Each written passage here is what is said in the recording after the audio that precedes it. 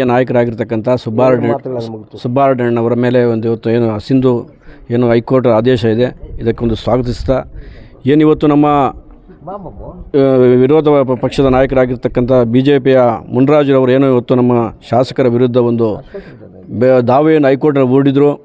ಇದು ಸ್ಪಷ್ಟವಾಗಿ ಬಾಗೇಪಲ್ಲಿ ವಿಧಾನಸಭಾ ಕ್ಷೇತ್ರದ ಜನತೆಗೆ ಗೊತ್ತಾಗ್ತಾ ಇದೆ.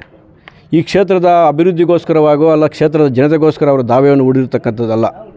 ಅವರ ಸ್ವಂತ ಹಿತಾಸಕ್ತಿ ಅಧಿಕಾರಕ್ಕೋಸ್ಕರವಾಗಿ ಅವರು ಹೂಡಿರ್ತಕ್ಕಂಥ ದಾವೆ ಒಂದು ಸ್ಪಷ್ಟವಾಗಿ ಒಂದು ಇದರಲ್ಲಿ ಗೊತ್ತಾಗ್ತಾ ಇದೆ. ಇನ್ನೊಂದು ಕಡೆ ಏನಪ್ಪ ಅಂದರೆ, ಒಂದು ಕಡೆ ದ್ವೇಷದ ರಾಜಕಾರಣ, ಒಂದು ಕಡೆ ಅಧಿಕಾರದ ದಾಹ ಆದರೆ ಒಂದು ಕಡೆ ದೇಶದ ರಾಜಕಾರಣ ಅನ್ನೋದು ಸ್ಪಷ್ಟವಾಗಿ ಗೊತ್ತಾಗ್ತಾಯಿದೆ. ಮುನ್ರಾಜವರೇ, ನೀವು ತಿಳ್ಕೊಬೇಕು, ಬಾಗೇಪಲ್ಲಿ ಏನು 62ರ ಸಾರ್ವತ್ರಿಕ ಚುನಾವಣೆಗಳಲ್ಲಿ ಏನು ಅಭ್ಯರ್ಥಿಗಳು ಜಯ ಮತ್ತು ಪರಾಜಯಗೊಂಡಿರ್ತಕ್ಕಂಥ ಚರಿತ್ರೆ ನೀವು ತಗೊಳ್ಳಿ.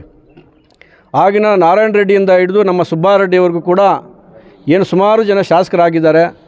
ಅವರು ಅಭಿವೃದ್ಧಿಯ ವಿಚಾರದಲ್ಲಿ ಸೋತರೂ ಕೂಡ ಅಭಿವೃದ್ಧಿಯ ಬಗ್ಗೆ ಮಾತನಾಡ್ತಕ್ಕಂಥದ್ದು ಸ್ಪಷ್ಟವಾಗಿ ನಾವು ನೋಡಿದ್ದೀವಿ.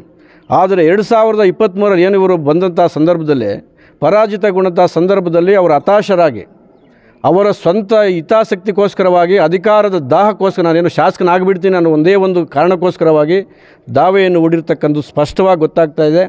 ಇವತ್ತು ಕ್ಷೇತ್ರದಲ್ಲಿ ಪ್ರಜ್ಞಾವಂತ ನಾಗರಿಕರು ಮತ್ತು ಇವತ್ತು ಎಲ್ಲ ಇದ್ದಾರೆ. ಅವರು ನಿಮ್ಮ ನಡವಳಿಕೆಗಳನ್ನು ಸೂಕ್ಷ್ಮವಾಗಿ ಅತಿ ಗಂಭೀರವಾಗಿ ಇವತ್ತು ಆಲೋಚನೆಯನ್ನು ಕ್ಷೇತ್ರದಲ್ಲಿ ಮಾಡ್ತಾ ಇದ್ದಾರೆ.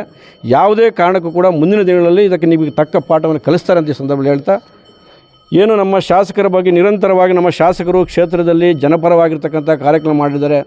ಮುಂದೆ ಅವರ ಬೆಂಬಲಕ್ಕೆ ಸದಾಕಾಲ ಕ್ಷೇತ್ರದ ಎಲ್ಲ ದೀನ ದಲಿತರು, ಹಿಂದುಳಿದ ವರ್ಗಗಳು, ಅಲ್ಪಸಂಖ್ಯಾತರು ಎಲ್ಲರೂ ಕೂಡ ಶಾಸಕರ ಏನೇ ತೀರ್ಮಾನ ಆದರೂ ಕೂಡ ಆ ತೀರ್ಮಾನಕ್ಕೆ ನಾವೆಲ್ಲ ಕೂಡ ಬದ್ಧರಾಗಿ ಕಾಂಗ್ರೆಸ್ ಪಕ್ಷ ನಿಷ್ಠಾವಂತ ಕಾರ್ಯಕರ್ತರು ಕೂಡ ಅವರ ಬಗ್ಗೆ ಇರ್ತಾರೆ ಅಂತ ಹೇಳ್ಬಿಟ್ಟು ಹೇಳ್ತಾ ಇದ್ದೀವಿ.